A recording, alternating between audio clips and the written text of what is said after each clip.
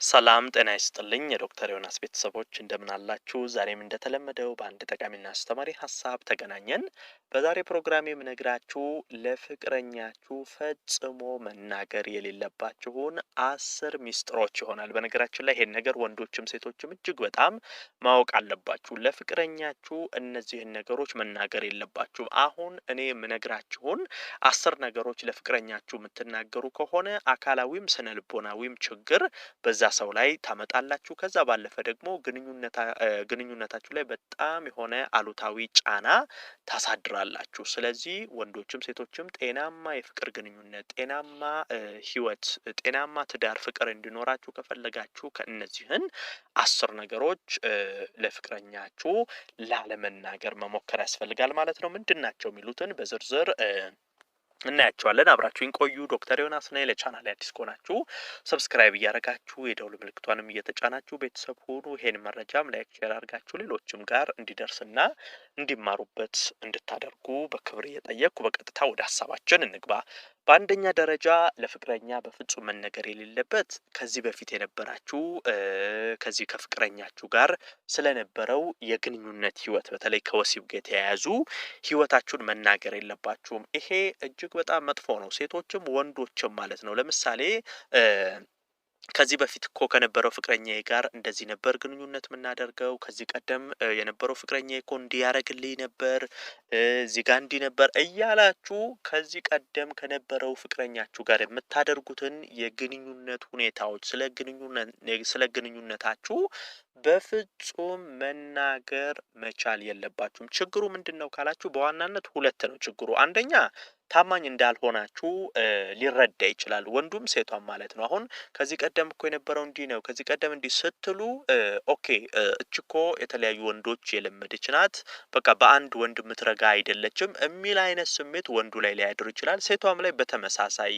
ከዚህ ቀደም እንዲህ ነው ስሉ አሁን ላለው ፍቅረኛችሁም ታማኝ እንዳልሆናችሁ፣ ነገ ደግሞ እሱን ትታችሁ ሌላውም ጋር ሄዳችሁ እንደዚህ እንደምትሆኑ አይነት ስሜት በውስጡ ያድራል። ሁለተኛው ደግሞ ወሳኝ ነገር ምንድነው? ከፍተኛ የቅናት ስሜት ይሰማዋል ወይንም ይሰማታል። ከዚህ ቀደም እንዲህ ነበር የምናደርገው፣ እንዲህ ነበር ይሄ ሁኔታችን እያላችሁ ለዚህኛው ስትናገሩ ቅናት ውስጥ መግባቱ ይሄ ሰውኛ ባህሪ ሰውኛ ተፈጥሮ ነው። መቼም ጥሩ ነው ያደረጋችሁት እሰይ እያለ ደስ ብሎት አይሰማችሁም። ይሄ ከፍተኛ የቅናት ስሜት በተቃራኒው ጾታ ላይ ያመጣባችኋል። ስለዚህ በፍጹም ከዚህ ከወሲባዊ ግንኙነቶች ጋር በተገናኘ የነበራችሁን ነገር አሁን ላለው ፍቅረኛችሁ መናገር የለባችሁም። ሁለተኛው ነገር ደግሞ ምንድነው?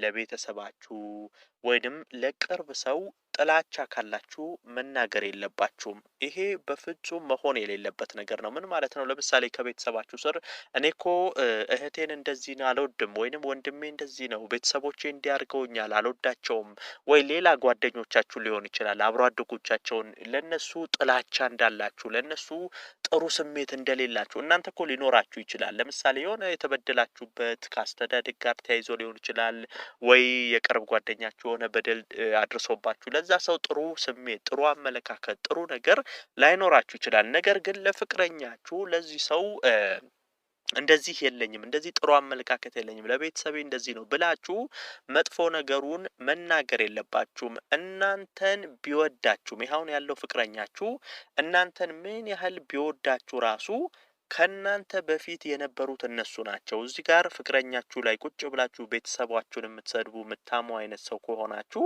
እሱን ዛሬ ነው ያገኛችሁት።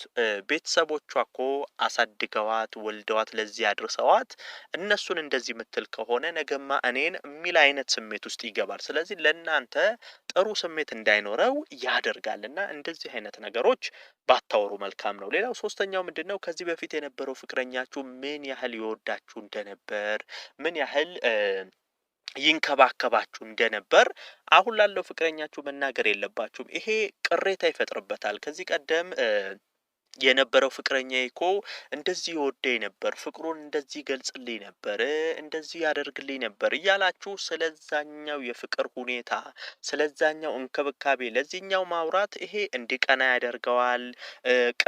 ቅሬታ በውስጡ እንዲፈጠር ያደርገዋል። ደስ የማይል ስሜት ውስጥ እንዲገባ ያደርጋል። እና አሁን ካለው ፍቅረኛ ጋር ባለማወቅም ሊሆን ይችላል፣ የተለያየ ምክንያት ኖሯችሁም ሊሆን ይችላል። እንደዚህ አይነት ነገር የምታወሩ ካላችሁ በፍጹም ይሄን ነገር መተው መናገር እንደማያስፈልግ ማወቅ አለባችሁ። ሌላው መናገር የምፈልገው አራተኛው ነገር ምንድነው? በእናንተና በቤተሰባችሁ መሃል ያለ ሚስጥር ካለ ይሄ አንዳንድ ጊዜ እናንተን የሚጎዳ ሊሆን ይችላል፣ ቤተሰቦቻችሁን ሊጎዳ የሚችል ይሄ በቤተሰብ መሃል ብቻ መቅረት ያለበትን ሚስጥር ካለ ወይ እሱ እኮ ፍቅረኛዬ ነው፣ እሱ እኮ የወደፊት ባሌ ነው፣ እሱማ እወደዋለሁ፣ ይወደኛል፣ እንዴት ከሱ ደብቃለሁ? እንደዚህ እያላችሁ የቤተሰብን ሚስጥር ቤተሰባችሁን አደጋ ላይ ሊጥል የሚችል ወይ እናንተን የሆነ አደጋ ላይ ሊጥል የሚችል ሚስጥር በፍጹም መናገር የለባችሁም። ይሄ በጣም መጥፎ ነው። ምናልባት ብትለያዩ፣ ምናልባት ብትጣሉ ወይ እናንተን ወይ ቤተሰቦቻቸውን መጉጃነት ሊጠቀምበት ይችላል። ጥሩም ስሜት በሱ ላይ እንዲፈጠር አያደርግም። እና ይሄ በቤተሰብ መሀል ያለ ሚስጥር ካለ እዛው በቤተሰብ መሀል የሚቀር ነው እንጂ ተላልፎ ለሱ ወይንም ለሷ መነገር የለበትም ማለት ነው። ሌላው ከዚህ ከገቢያችሁ ጋር በተገናኘ ለምሳሌ ያላችሁን የብር መጠን ሊሆን ይችላል፣ ያላችሁን የንብረት መጠን እኔ እኮ እንደዚህ ብር አለኝ፣ ደሞዜ እኮ እንደዚህ ነው፣ እንደዚህ እኮ ንብረቶች አሉኝ እየተባለ ይሄ ስላላችሁ ቁሳዊ ገንዘብ ነክ ነገሮች ከፍቅረኛ ጋር መናገር የለባችሁም። ይሄ ለምንድን ነው?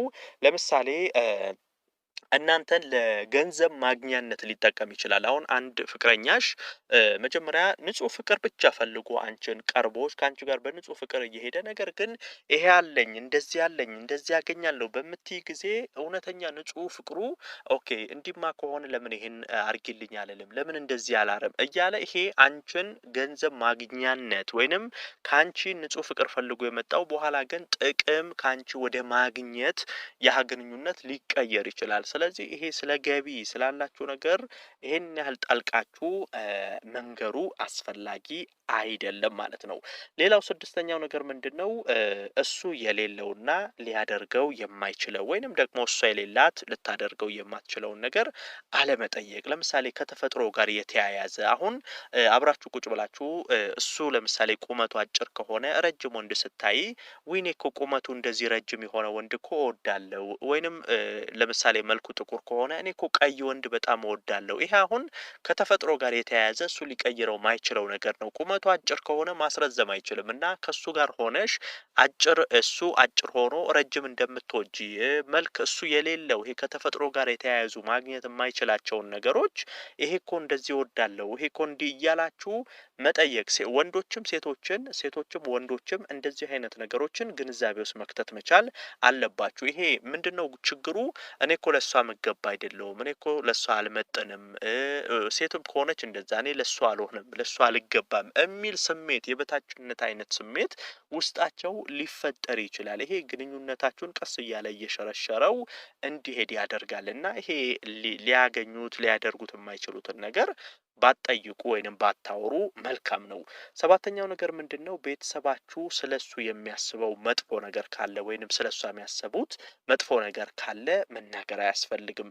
ቤተሰቦች እኮ አይወዱህም፣ ቤተሰቦች እኮ አንተን እንደዚህ ነው የሚያዩክ፣ ቤተሰብ እኮ ለአንቺ ጥሩ አመለካከት የለውም፣ እንደዚህ እያላችሁ መናገር በፍጹም አያስፈልግም። ይሄ በኋላ ላይ ለእናንተ ቤተሰብ ጥሩ አመለካከት እንዳይኖረው ያደርጋል። ሌላ ነገር ውስጥም ሊገባ ያደርገዋል። ስለዚህ ወይንም ያደርጋታል ሴትም ከሆነች። ስለዚህ እንደዚህ ቤተሰብ ለእናንተ ፍቅረኛ መጥፎ ነገር ጥሩ አመለካከት ከሌለው ያህን አምጥታችሁ ለሱ ማጋባት አስፈላጊ አይደለም ማለት ነው። ሌላው የምነግራችሁ ምንድነው?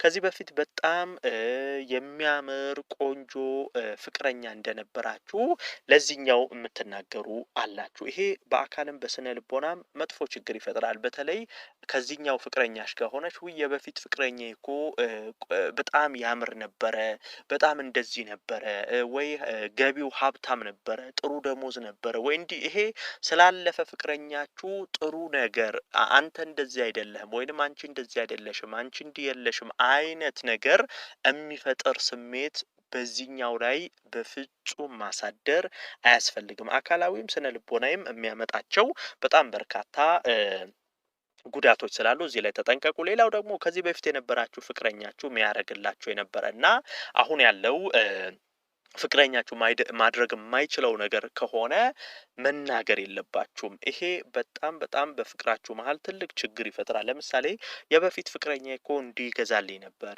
የበፊት ፍቅረኛ እኮ እንዲህ ቦታ ይወስደኝ ነበር፣ የበፊት ፍቅረኛ እያላችሁ ማውራቱ ይሄኛው ሊወስድሽ የማይችለው ቦታ ከሆነ፣ ይሄኛው ሊገዛልሽ የማይችለው አቅሙ የማይፈቅደው ነገር ከሆነ፣ ይሄ ማድረግ የማይችለው ነገር ከሆነ እንደዚህ እያላችሁ መናገሩ በፍጹም እሱ ቅድም ያልኳችሁ ነገር ይመጣል። አሁን ለሷም አልገባ ነኝ ማለት ነው፣ እሷን ደስተኛ ማድረግ ማልችል ነኝ ማለት ነው የሚል ስሜት ውስጡ ይፈጠራል። እንደዚሁም ደግሞ ጥላይን ትሄዳለች። የሆነ ቀን በቃ የምትፈልገው አይነት ወንድ ስታገኝ ትተወኛለች፣ ወይንም የሚፈልጋት አይነት ሴት ሲያገኝ ትቶኝ ይሄዳል የሚል ነገር ይሄ ጥርጣሬ ውስጣቸው ስለሚኖር 100% ልባቸው ክፍት ሆኖ ከእናንተ ጋር በፍቅር እንዳይቆዩ ያደርጋል። ስለዚህ እንደዚህ አይነት ነገሮችን ባትሉ መልካም ነው። በመጨረሻ እንግዲህ ይሄ የበፊት ፍቅረኛችሁ ምን ያህል ያፈቅራችሁ እንደነበር፣ እሱ እኮ በጣም ያፈቅረኝ ነበር፣ እሱ እኮ ለእኔ ሲል እዚህ ደረጃ እንዲያደርግ ነበር እየተባለ ይሄ ስላለፈ የፍቅር ህይወታችሁ በአጠቃላይ ካለፈ ፍቅረኛችሁ ጋር ተያይዘው የሚነሱ ነገሮችን